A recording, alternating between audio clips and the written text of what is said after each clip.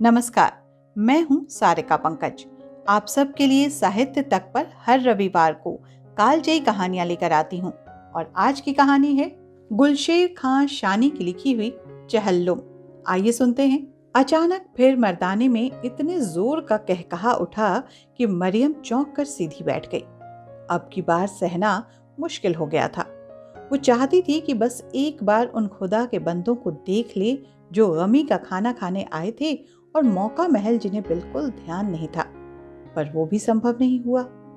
आंगन के बीचों बीच मर्दाने और जनाने को अलग अलग करने के लिए एक बड़ा सा पर्दा तना हुआ था।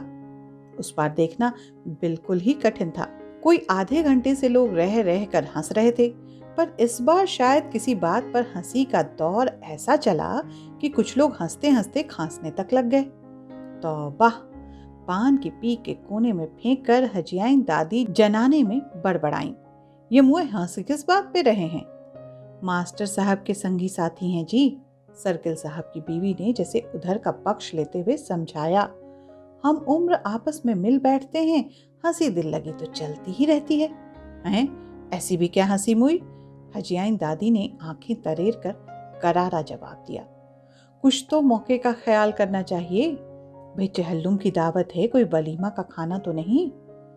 सर्किल साहब की बीवी ने कुछ नहीं कहा। धीरे धीरे दाहिनी जांग हिलाते हुए वो गोद में पड़ी बच्ची को थपकियां देने लगी। हजियाइन दादी थोड़ी देर मुंह चलाती हुई चुपचाप पान की लुगदी बनाती रही, फिर जैसे सबको सुनाते हुए बोली, हाँ ठीक ही तो है, जिसकी जान गई उसकी गई, नसीब फूटे होंगे मरियम के, हमें तुम्हें क्या, हम लोगों के लिए तो चहल्लुम भी जश्न हो जाता है। सुनकर दूर बैठी मरियम जैसे फिर उमड़ आई। कांपते होठों को रोक भींच कर वो अपनी रुलाई रोकना चाहती थी, लेकिन हजियाइन दादी ने मानो भीतर के घाव को छू दिया था। जल्दी जल्दी पीछे का पल्लू टटोल कर उसने मुंह में ठूंस लिया और निशब्द रोने लगी। जनाने में अब बिल्कुल गिनी चुनी औरतें रह गई थी। कुछ घर घरारे की, कुछ दराज की रिश्तेदार और एक दो वो जो काम काज के लिए आग्रह पूर्वक ठहरा ली गई थी। थोड़ी देर पहले घर में जो गहमा गहमी और भाग दौड़ मची थी, उसका अब नाम भी न था। यूं वातावरण में बिरयानी की महक अब भी थी। फर्श पर आए गए लोगों के निशान धीरे धीरे मिट रहे थे। कुएं के पास लगातार धुल रहे बर्तनों के पटके जाने की खनाक खनाक की आवाजें आ रही थीं। उसके बगल वाले घूरे पर जूठी थालियों से निकला हुआ जख्मी खाना जमा हो रहा था। सभी अपने अपने में लगे थे। मरियम ने धुंधलाई आंखों से देखकर सोचा, कोई किसी को नहीं देख रहा। किसी को ख्याल भी नहीं कि मरियम कहाँ बैठी है। कोई नहीं जानता कि उसकी अभागी बेटी गुलशन किस अंधेरे कोने में मुंह ढांके पड़ी है। रायपुर वाली ननद हंस हंस कर काम कर रही थी। उनकी जवान ब्याहता लड़की ने उम्दा साड़ी पहन रखी थी। जब वो किसी से मुस्कुरा कर बातें करती तो उसके कान के झुमके झिलमिला उठते। मर्दाने में बैठे मास्टर साहब के दोस्तों को थोड़ी थोड़ी देर में किसी न किसी चीज की जरूरत पड़ती थी।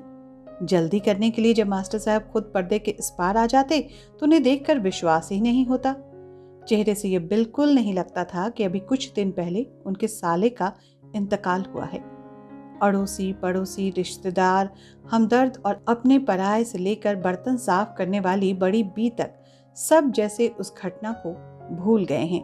जैसे उन्हें याद ही नहीं कि अभी कुछ ही दिनों पहले सब के सब किस बात पर रो रहे थे। जैसे ये भी नजर की ओट हो गया है कि शाम 6 बजे से लेकर अब तक ये जो सैकड़ों लोग आए गए उसका आधार क्या है। थोड़ा पीछे खिसक कर मरियम ने खंभे पर सिर टेक दिया।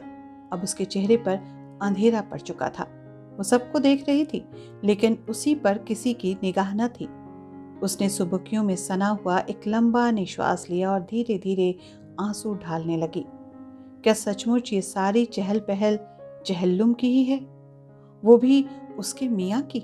क्या वास्तव में सिराज मियाँ अब कभी लौट कर नहीं आएंगे? क्या मरियम उन्हें कभी देख नहीं सकेगी? गुलशन क्या सचमुच अनाथ हो गई है? और अगर ये सच है तो उसके सारे अपने पराये ऐसे क्षणों में इतनी दूर दूर क्यों लग रहे हैं? पर नहीं, मरियम ने सोचा, हजियाइन दादी की बात अभी चाहे मरहम का काम करे, हकीकत में वो सच नहीं है। भला सही अर्थों में किसी के दुख का सहभागी कौन होता है? संवेदना प्रकट करना एक बात है और उसे ज्यों का त्यों भोगना बिल्कुल दूसरी बात। अभी कुछ ही दिनों पहले जब उसकी खुद की बहन का शौहर गुजर गया तो और लोगों के साथ मातम पुरसी करने मरियम भी गई थी। बहन दहाड़े मार मार कर रो रही थी, जोर जोर से छाती कूट रही थी और बिलख बिलख कर खुदा का गिला कर रही थी। उसके साथ साथ बहुत से लोग रोए। मरियम को भी रोना आया, पर थोड़ी देर बाद बहन का रोना उसे खुद भी खलने लगा था। बूढ़ियों की तरह उसने समझाया था, चुप करो हुस्ना, अल्लाह पर कोई जबरदस्ती तो है नहीं और खुदा के वास्ते न सही बच्चों के वास्ते तो सब्र कर ले। अभागिन, रोना तो तुझे अब जिंदगी भर ही है। तब क्या वो जानती थी कि इतनी जल्दी ऐसे जुमले उसे भी एक दिन सुनने पड़ेंगे और तभी उसकी असलियत का पूरा पूरा एहसास हो सकेगा। फिर बहन के शौहर की बात यूं भी अलग थी। वो अच्छा खासा जवान, तंदुरुस्त और मिलनसार आदमी था। 4 दिनों के बुखार से अचानक चल बसेगा ये किसी ने कल्पना भी नहीं की थी। सो उसके हमदर्दों की संख्या अपेक्षाकृत अधिक थी। सिराज मियाँ दूसरी तरह के आदमी थे, स्वभाव से दब्बू, अड़ियल तथा नशे की शौक के कारण अलग थलग रहने वाले। शायद यही नशा जिसने उन्हें अंत में कहीं का नहीं रखा और एक दिन मरियम को माथा पकड़कर बैठ जाना पड़ा। प्राइवेट मोटर कंपनी की नौकरी थी, न सुबह का ठिकाना था न शाम का। वहीं कहीं से शायद वो पीने पिलाने का रोग ले आए थे जो धीरे धीरे कर कर उनकी जान ही ले गया। ऊंट रे ऊंट, तेरी कौन सी कलम सीधी, अक्सर सिराज मियाँ हंस कर कहते, खास तौर पर जब जब मरियम उनके पीने का विरोध करके कस्में खिलाती और जोर जोर से रोने लगती। न पीता था तो क्या और पीने ही लगा तो क्या। वो समझदारों जैसी हंसी हंसकर दलीलें रखते, यूं भी आगे पीछे के लिए है कौन, एक गुलशन है, वो यूं भी वक्त आने पर अपने घर चली जाएगी, रह गए वही हम मियाँ बीवी। लेकिन मियाँ बीवी बने रहने के लिए भी पैसों के अलावा भी कई चीजें चाहिए थी, विशेषकर अच्छी सेहत और स्वस्थ शरीर, जिसका कि सिराज मियाँ के पास अभाव था। निहायत काला रंग, चेहरे के ऊबड़ खाबड़ नक्श, दुबला पतला लिफाफिया बदन और बीमार बीमार सी आंखें, सिराज मियाँ की यही हुलिया थी। इस पर अब शराब के सितम ने उन्हें उस हाल पे पहुंचा दिया था जहां से लौटकर वापस आना किसी के लिए भी मुमकिन नहीं होता। धीरे धीरे उनका शरीर खोखला होता गया और दुनिया जहान की बीमारियों ने उन्हें एक साथ घेर लिया। यहाँ तक कि बात बात में वो केवल दवाओं और इंजेक्शन के सहारे चलने लगे। वो महीनों बीमार रहते और किसी को दिखाई भी देते तो हाँफते हुए और बदहवास दवाखानों या अस्पतालों के आसपास। ऐसे शरीर का उठ जाना किसी के लिए ताज्जुब की बात नहीं थी। हैरत तो इस बात पर थी कि सिराज मियाँ ने यकायक धोखा दिया।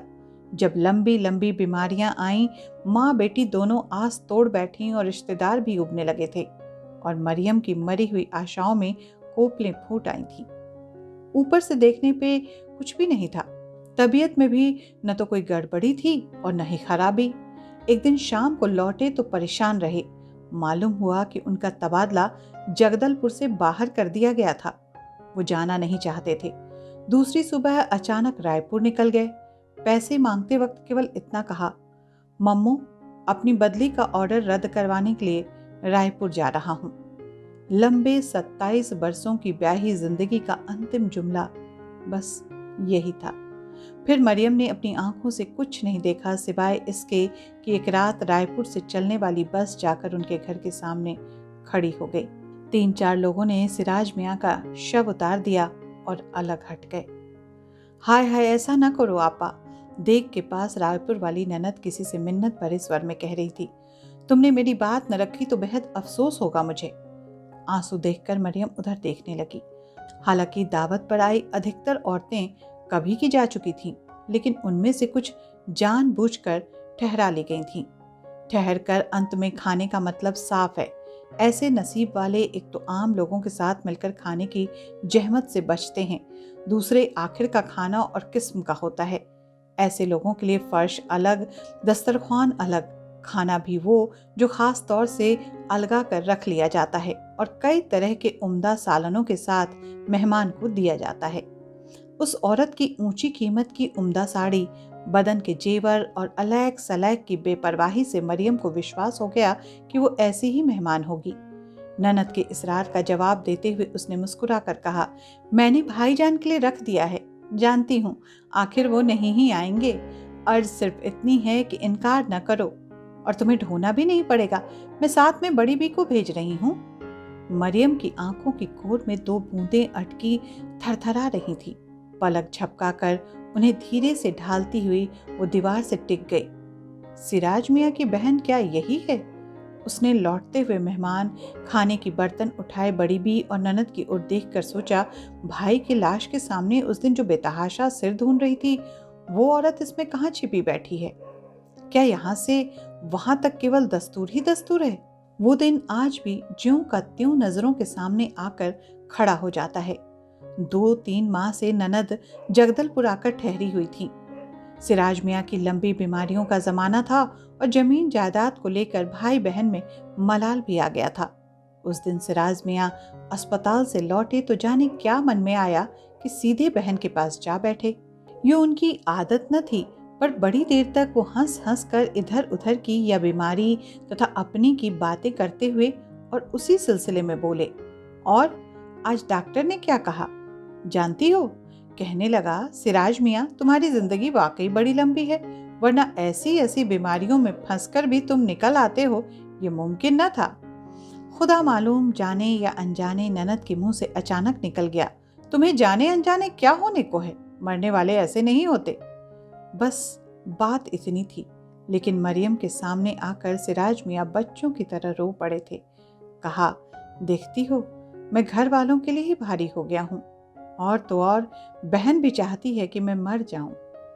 सुनकर मरियम भी रोई, गुलशन भी, और बात आई गई हो गई। उसी दिन उन्हें तबादले का ऑर्डर मिला और एक दिन बाद वो रायपुर चले गए।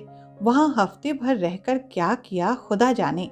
एक सुबह अचानक जगदलपुर के लिए बस में आकर बैठे, पर वो सफर आधी राह में ही टूट गया।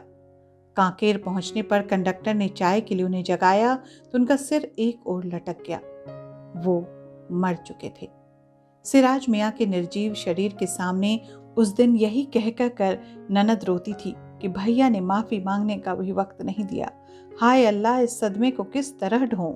वही सदमा चहल्लुम आते न आते क्या इस कदर धुंधला गया कि किसी की आहट से सहसा मरियम ने पलट कर देखा। जो शरीर पास आकर ठिठक गया था, उसके घुटनों से लेकर नीचे तक का गरारा उतना ही परिचित था जितनी कि स्वयं गुलशन और उसके शरीर से हर क्षण उठने वाली हल्दी मसाले की गंध। अम्मा, एक स्वर उभर कर मरियम के पास बैठ गया। गुलशन ही थी। वैसे माहौल में ऐसी फंसी हुई आवाज और किसकी होती। बाल उसके वीरान वीरान, कपड़ों पर ढेरों सिलवटें और आंखें सूजी हुई, और बाएं गाल पर चारपाई के बाने के गड़ने का चिन्ह। चलकर थोड़ा बहुत खा लो। पास बैठकर गुलशन ने उठे हुए घुटने पर चेहरा रख लिया और दूसरी ओर देखती हुई यूं बोली जैसे किसी और से कह रही हो। किसी ने पेट्रोमैक्स उठाकर उसकी जगह बदल दी थी। अब वो ऐसी जगह रख दिया गया था, उसका प्रकाश नीचे से लेकर ऊपर तक फैल गया था। आंगन या पड़ोस के कई पेड़ जो पहले अंधों की तरह अंधेरे में खड़े थे, अब साफ देखे जा सकते थे। न रोकी जाए तो रोशनी कहां कहां नहीं पहुंचती। सचमुच किसी का कुछ नहीं गया। एक टक अपनी बेटी की ओर देखते हुए मरियम के मन में आया, और तो और एक हद तक स्वयं उसका अहित भी उस सीमा तक नहीं हुआ जिसके पार उसकी अभागी बेटी गुलशन खड़ी है। मरियम का जी एकदम दोहरी करुणा से भर गया। वाकई इस बदनसीब का अब क्या होगा। तू तो बेकार मरी जाती है मम्मू, सिराज मियाँ ने कई बार लाड़ में भरकर कहा था। आज घर घर कुंवारी लड़कियां बैठी हैं। मैं कईयों को जानता हूं जो अनब्याही बूढ़ी हो गईं। कम से कम उनसे तो मेरी बेटी के नसीब अच्छे हैं। क्या हुआ जो पान की रस्म के बाद रिश्ता टूट गया। लड़की अच्छी हो, 1000 लड़के मिलते हैं। 1-2 साल पहले निहायत धूमधाम से गुलशन के पान हुए थे, लेकिन वो रिश्ता बन नहीं पाया। लड़के वालों ने कोई नुक्स निकाल कर संबंध तोड़ लिया और शादी नहीं हो पाई। वैसे भी सिराज मियाँ ने सही बात नहीं कही थी। अच्छी लड़की से तो मुराद उनकी थी, वो गुलशन के सामने कतई गलत थी। फिर भी मरियम ने कभी विरोध नहीं किया। जैसे मन ही मन उस झूठी तसल्ली से आश्वस्त होकर वो बैठ गई हो कि गुलशन में रूप न हो, काली कलूटी ही सही, लेकिन निश्चय ही अच्छी लड़कियों में उसे शुमार होना ही चाहिए। और पैसों की फिक्र, अरे तौबा करो, ये फिक्र उन्हें हो जिनकी कई बेटियां बैठी हों। हमें क्या ले देकर एक ही तो है, और पैसों की कमी मुझे होगी नहीं मामो। मैं मर भी गया तो मेरी जेब से पैसे निकलेंगे। क्या अपने आने वाले दिनों के बारे में आदमी इस हद तक सही बात कह सकता है? जनाजे का गुस्ल देने के लिए जब सिराज मियाँ के बदन के कपड़े फाड़े गए तो निचली बनियान में से सचमुच 300 रुपए निकले थे। यूं थोड़े पैसे घर में भी थे और कफन दफन उन्हीं से हुआ, लेकिन बाद के सारे कामों में वही रुपए काम आए, खास तौर पर चहल्लुम की दावत में। बस्ती के इतने सारे लोग कभी न बुलाए जाते यदि वो 300 न होते। यूं मरियम के इतने बड़े पैमाने पर दस्तूर निभाने की बात नहीं सोची थी। उसका ख्याल था कि फतिहा के बाद 10-5 फकीरों को खिला देना काफी होगा। लेकिन ननद का रुख दूसरा था। उसने सीधे तो कुछ नहीं कहा, पर गोल मोल बातों का मतलब यही था कि कस्बे के पुराने बाशिंदे होने के नाते भैया की सभी से मेल मुलाकात और राह रस्म थी। उन्हीं के आखिरी काम में सारे लोग न बुलाए गए तो बिरादरी के लोग क्या कहेंगे। वजह से ताना था कि जिस शौहर के साथ जिंदगी के इतने बरस गुजारे, उसी के आखिरी काम के लिए मरियम कंजूसी करना चाहती है। अम्मा, अब की बार मिन्नत भरे स्वर के साथ ही अपनी बाह पर मरियम को गुलशन का स्पर्श भी महसूस हुआ। बाहर मर्दाने में फिर किसी ने पेट्रोमैक्स उठा लिया था। उसकी आधी रोशनी पर्दे को लांघ कर इधर कूद गई थी और पेड़ों पर प्रकाश रेशमी खोल की तरह नीचे उतर चुका था। उसी उजाले में मरियम ने देखा कि गुलशन का सारा चेहरा आंसुओं से भीगा हुआ है और पपोटे थर्रा रहे हैं। उसने धीरे से अपना हाथ बढ़ाया, चाहती थी कि बेटी को सांत्वना दे, पर एक गोला सा उमड़कर गले में फंस गया। अंत में बड़ी कठिनाई से दांत होठ भींचकर उसने अपने को जब्त किया और बोली, और सब लोगों ने खा लिया? हाँ। तुम्हारी फूफी? वो भी? चलो अम्मा, कब तक भूखी बैठी रहोगी? खनाक। कुएं के पास बर्तन धोने वाली फिर कोई रकाबी पटकी शायद। उससे थोड़ी देर घूरे पर जख्मी खाने का छेड़ लगा रहा था। इर्द गिर्द कुत्ते मंडरा रहे थे। मर्दाने से रह रह कर हंसी का शोर उठ रहा था। उन आवाज़ों से मरियम ने अंदाजा लगाया कि खाना हो गया है और मास्टर साहब पान दे रहे हैं। और ये खाना देखो। अचानक बिरयानी की देग में कफीर गिर डालकर कोई चिल्लाया, शायद ननद ही थी। जोर से पुकार कर बोली, ए गुलशन, जरा मास्टर साहब को बुलाना तो। और फिर वो कफीरगीर चलाती हुई बड़बड़ाने लगी, खुदा जाने बस्ती में दावत नहीं पहुंची या लोग आए नहीं। और कितनी बार कहा है कि 1.5 मन की बिरयानी बहुत होती है, पर मेरी कोई बात सुने तब ना। या अल्लाह, यहाँ तो 1/4 देग भरी पड़ी है, ये कौन खाएगा? गुलशन चुपचाप उठकर वहां से चली गई। उसने लौटते हुए शरीर को देखते देखते मरियम का मन फिर करुणा से भर आया। जब गुलशन आंखों से ओझल होती गई तो एक बार देख पर से फिसलती हुई उसकी निगाह घूरे पर टिक गई जहां जख्मी बिरयानी का ढेर लगा हुआ था। थोड़ी देर वो लगातार उस ढेरी की ओर देखती हुई सोचती रही, उन जैसे अकेलों के लिए 300 रुपया क्या कम होते हैं? फिर अचानक मन में उठे किसी ख्याल को जबरदस्ती दबाती हुई वो रोने लगी। खुदाया, मुझ लालची और जाहिल औरत को माफ कर। बेटी की ममता में मैं कभी कभी अंधी हो जाती हूँ। गुलशेर खां शानी किसी परिचय के मोहताज नहीं है। वो एक उम्दा संपादक व साहित्यकार थे जिन्होंने ढेरों कहानियां व उपन्यास लिखे।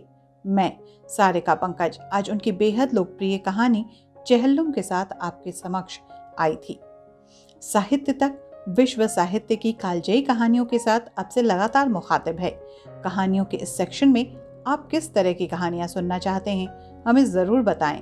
इससे आपकी पसंद की कहानियों के साथ हम उपस्थित होंगे, ये वादा है। और हम फिर मिलेंगे अगले रविवार को किसी कालजयी रचना के साथ।